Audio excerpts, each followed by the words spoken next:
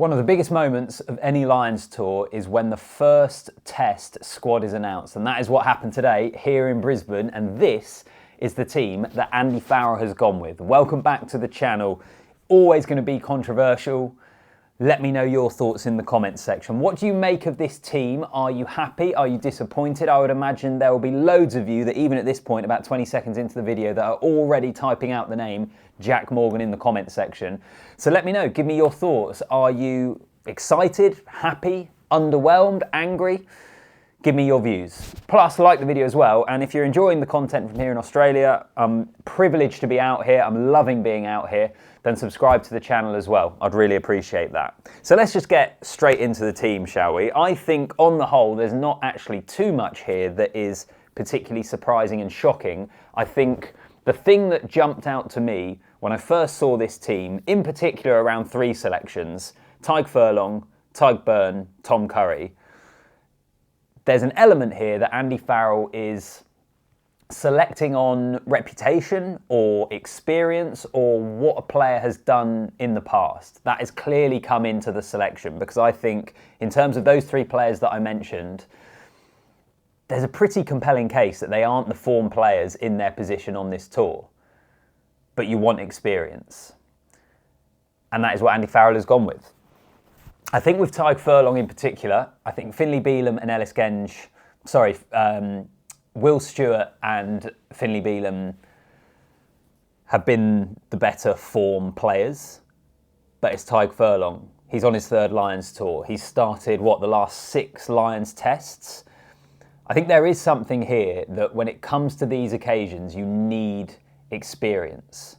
And it's almost so valuable. So even though I will look at some of these selections, and we would probably all look at these selections and struggle to get our head around them and justify them based upon form, it's a really interesting thing that experience matters. Experience matters here. Lions experience in particular matters. So I was surprised a little bit to see Furlong there. I was definitely surprised to see Beirne. I thought Ollie Chesham had probably done enough to play his way into the 6 jersey, presuming that they were going to go with a second row 6 option on the blind side rather than another 7, which could have opened the door for Van der Fleer or Morgan or someone like that.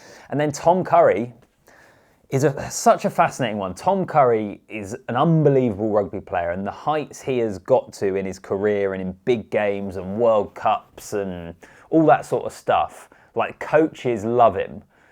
But we just haven't seen that yet on this tour. And so it's a bit of a gamble, some of these selections. I think it is Farrell saying he believes these guys, with their experience, will be able to perform on the night and give the Lions exactly what they need. But spare a thought for Jack Morgan, for Josh Van der Fleer, for all of those guys, because they couldn't have done too much more. Jack Morgan in particular. But often on this tour, when Andy Farrell has spoken about Tom Curry, he's spoken about him in such glowing terms for the work he does off the ball, just like he's an absolute machine, I think was the phrase he used back in Canberra, I think it was. And so Tom Curry gets the nod, but you could probably make a better case on form for Van der Fleer, for Morgan, for Ben Earl, maybe Henry Pollock. But those are the guys they go. So overall, experience is important here. Elsewhere, what else do you make about the squad? I think if you went back to the start of this tour and were a fly on the wall of the first selection meeting the coaches had, I think Andrew Porter would have been starting. And I think it's absolute testament to Ellis Genge and the tour that he's had, the fact that he's starting here. He's been powerful, his carrying's been good, he's just so dynamic for a prop. So I'm glad to see him start. I think he's earned that. Porter's still a quality operator to have coming off the bench. Dan Sheehan was always going to start, wasn't he? Particularly with Luke Cowan-Dickie and Ronan Kelleher always looked like the players that were the bench options. So Sheehan, no surprise there. Tadhg Furlong, I've mentioned already. Maratoje is the captain in the second row, and it is Joe McCarthy that partners him. That really felt like it was cemented. Probably not quite cemented, but that really came to the fore after the Western Force game, when he got player of the match, had a really good game, just all the good stuff about Joe McCarthy, of his carrying, he was physical, he was big. And I suppose actually that is the thing about this front 5, isn't it? The Lions have named pretty much the biggest pack they could have done. Porter maybe, I actually don't know the official weights, but Porter possibly instead of Genge if you're going for pure weight and size. but it's one of the, if not the biggest pack the Lions are capable of naming. I think they are looking to monster the Wallabies up front. I think this is power, power, power, first test at Suncorp, giving it to them, front foot. And I think that's what this pack is picked for. I think it's the reason that they've picked Beirne. I think it's the reason that they've picked Curry. And there's a huge amount of power in it, particularly in those second rows. I've mentioned Curry and Beirne already. Jack Conan, I really like Jack Conan, but it does feel like this tour for the Lions is perhaps missing out an absolutely vintage number 8. Do you know what I mean? Like a Talupe Faletau in his pomp when he was starting for the Lions, or I think Billy Vunipola got injured, didn't he, in 2017? But that's when he was playing really, really well and was a big, big loss. Yeah, I think Jack Conan's an excellent player. I think he's absolutely the right person to start based upon the options in the squad. But is he... Yeah, it's a lot. Are they missing that kind of top quality number 8? I would suggest they probably are. Into the back line, I suppose the headline in the back lines is the Scottish 10, 12, 13. So Finn Russell was always going to be the 10. Hugh Jones was always going to be the 13 once Ringrose picked up the injury. And I feel like that is why Tuipulotu has been selected. Because I think if Ringrose was fit, he would have started and it would have been him with Aki. But Tuipulotu and Jones clearly have that understanding between them. The thing I love about Tuipulotu's selection, actually, is that Joseph Sualihi is in the centres and we get a rematch of their personal duel at Murrayfield that we had in November. And what was it, picked up on the ref mics when Sualihi was giving some talk over to Tuipulotu saying, see you next year or see you in the summer, whatever it was. That could be absolute fireworks and absolutely blockbuster. So can that Scottish continuity and club continuity as well for Glasgow in the case of Tuipulotu and Jones give the Lions midfield something that has been missing for other elements of this tour?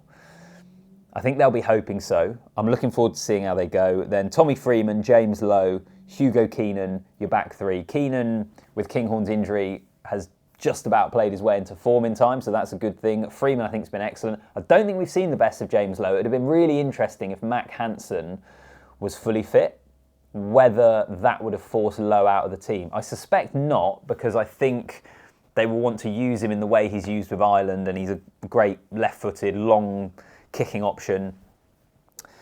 But on form, Lowe hasn't been absolutely vintage, I don't think. The bench, Kelleher, Porter, Stewart. Finlay Bealham can feel hard done by, but I think Will Stewart deserves his place. It more comes back to the Furlong thing. Porter, I think you're always going to have as the next loose head after Genge. Kelleher, because of the injuries. Ollie Chesham then doesn't start, but does come off the bench. Ben Earl is the option in terms of the back row on the bench. It was always one of those things, wasn't it? I think in all the videos I've done pretty much on tour, is early on you felt like it was either Henry Pollock or Ben Earl on the bench. I felt anyway, because of the way they cover the whole back row and just kind of what they're like as players in terms of the explosiveness, the speed, athleticism that they bring. So Earl gets his go. He's earned that. He's absolutely earned that. I think he's been on great form. Mitchell 9, Marcus Smith and Bundy Aki.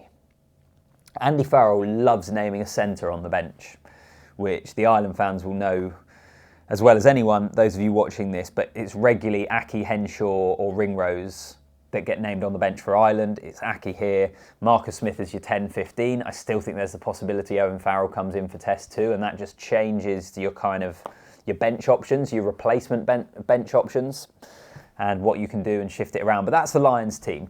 Very quickly, the Australian team, the Wallabies team. There are a couple of headlines from this. Tom Liner, as expected, starts at 10. No Will Skelton or Rob Valentini. That's gutting, isn't it? I think there's a lot of people, when we saw that Wallabies team news, you just felt, geez, you want to see the best. And you feel like this Wallabies team needs their best players, needs to be at their best to be able to beat the Lions. They're already underdogs. They're even bigger underdogs with the bookies now after that team news. And I just think the power that they've lost with Skelton and Valentini is really disappointing, particularly given the power the Lions have in their forward pack. I fear for them there. Having Tom Liner at 10, look, he's had a great Super Rugby season.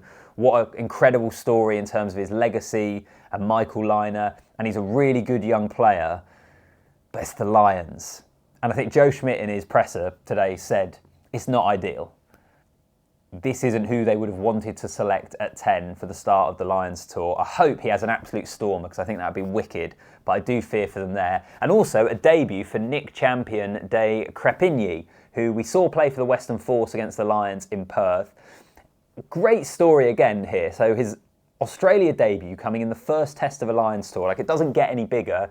He's 28 as well, so he's not like a young guy. He was playing in France, I think, for Castres for quite a while, and he gets a go in that back row. So awesome, awesome story for him. I just hope that this Wallabies team is good enough to challenge the Lions. When you look at the team sheet, I think you question the power, you question about how they're going to exert enough pressure on the Lions. I hope I'm wrong. I was predicting earlier in the week that Australia would win this first test. That prediction is looking pretty ropey right here, right now. I will do more on the Wallabies tomorrow and more on the game and tee it up tomorrow. Possibly a walk and talk, but I don't know yet. We'll see how we go. So comment down below. Do you think justice for Jack Morgan? Fascinating. Because it's not on form, is it? It is not purely on form, this selection, but there is something I think about a Lions Test series that Andy Farrell wants experience and thinks that experience is just so valuable. So there we go. Let me know in the comments, like the video as well. Hit that subscribe button, and I'll see you tomorrow.